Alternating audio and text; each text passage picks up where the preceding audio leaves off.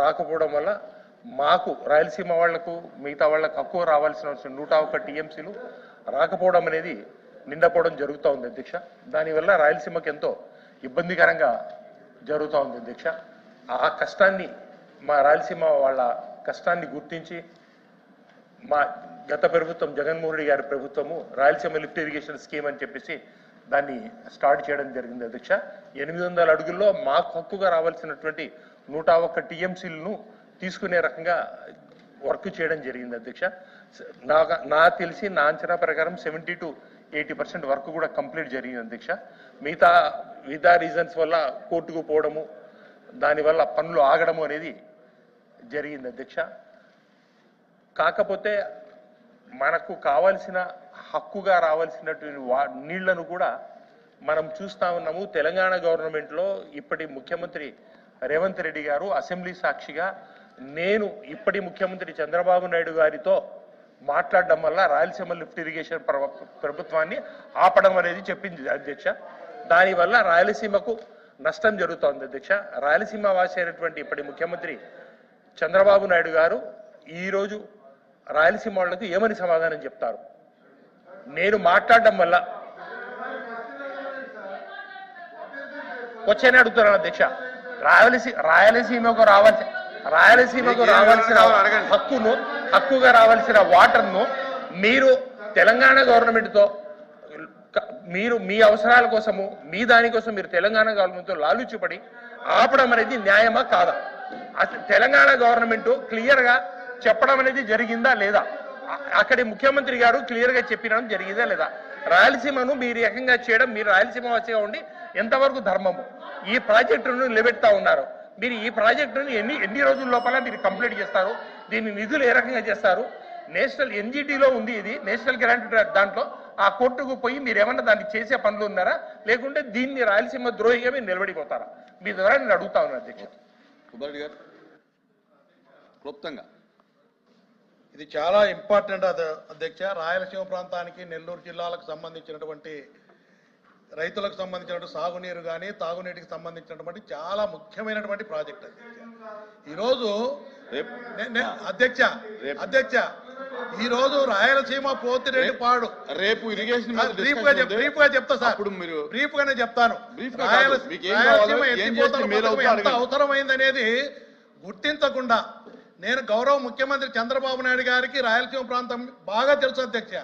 కరువులో ఉన్నప్పుడు తాగేదానికి కూడా నీళ్లు లేక, అదేవిధంగా కడప జిల్లాలో కానీ రాయలసీమ ప్రాంతంలో చీనా చెట్లు, నిమ్మ చెట్లు ఎండిపోయి ట్యాంకర్లతో నీళ్లు పోసుకొని కాపాడలేక ఆత్మహత్యలు చేసుకొని 1000 అడుగులు 1200 అడుగులు బోర్లు వేసుకొని ఇబ్బంది పడే పరిస్థితులు చూసాం అధ్యక్ష. కరువు ప్రాంతం చాలా దుర్భిక్షమైనటువంటి పరిస్థితులు చూసాం. అవసరం ఉందని తెలిసిన చంద్రబాబు నాయుడు గారు కానీ, ఇరిగేషన్ మినిస్టర్ గారు కానీ రాయలసీమ ఎత్తిపోతల పథకం అవసరమే లేదని చెప్పడం చాలా దుర్మార్గమైన ఆలోచన అధ్యక్ష. నేను పూర్తిగా దాన్ని వ్యతిరేకిస్తున్నాను అధ్యక్ష. రాయలసీమ ఎత్తిపోతలం ఇప్పుడు పోతిరెడ్డిపాడు మనకు అవసరం ఉన్న నీళ్లు వాడుకునేదానికి మనకు కేటాయించిన నీళ్లు కూడా పోతిరెడ్డిపాడు నుంచి 20 సంవత్సరాల నుంచి 1-2 సంవత్సరాలు తప్ప పూర్తిగా వాడుకోలేకున్నాం అధ్యక్ష. ఈ రోజు నేను చెప్తున్నాను అధ్యక్ష, ఈరోజు రేవంత్ రెడ్డి గారు తెలంగాణ అసెంబ్లీలో ఒక స్టేట్మెంట్ ఇచ్చారు. రాయలసీమ ఎత్తిపోతల పథకాన్ని మేము ఆపినాము, చంద్రబాబు నాయుడు గారితో ఏకాంతంగా సమావేశమై ఆపినామని చెప్తే ప్రజలందరూ కూడా చూశారు అధ్యక్ష. దీన్ని ఖండిస్తారని ముఖ్యమంత్రి గారు కానీ, ఇరిగేషన్ మినిస్టర్ గారు కానీ ఇది ఖండించి దీన్ని చేస్తారని చెప్తామనుకుంటే ఈ రాయలసీమ ఎత్తిపోతల పథకమే అనవసరం అని చెప్పడం చాలా దుర్మార్గం అధ్యక్ష. ఈ రోజు నేను చెప్తున్నా, తెలుగుదేశం పార్టీ, బీజేపీ కానీ జనసేన పార్టీలు ఈ పథకాన్ని అవసరమే లేదని చెప్పడం వల్ల నేను ఇప్పుడు కూడా పునరాలోచించమని చెప్తా ఉన్నా. రాయలసీమకు ద్రోహం. ప్లీజ్ సుబ్బారెడ్డి గారు, ప్లీజ్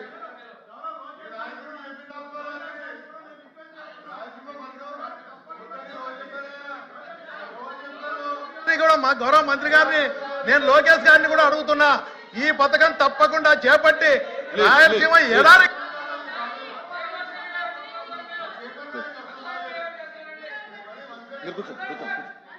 లేదు కూర్చోండి.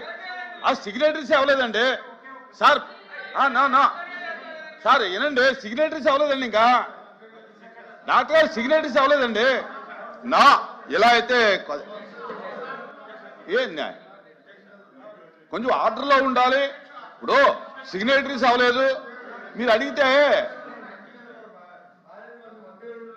అధ్యక్ష అధ్యక్ష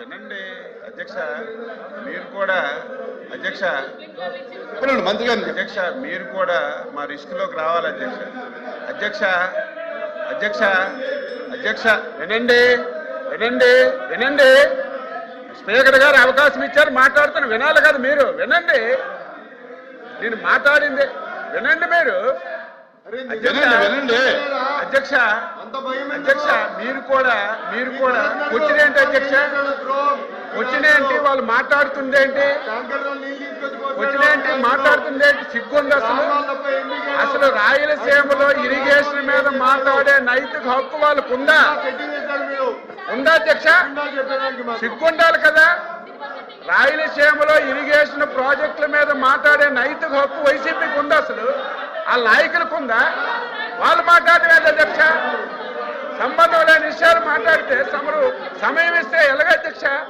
మీరు కంట్రోల్ చేయాలి డిస్కస్ చేద్దామంటే టోటల్ గా డిస్కస్ చేద్దాం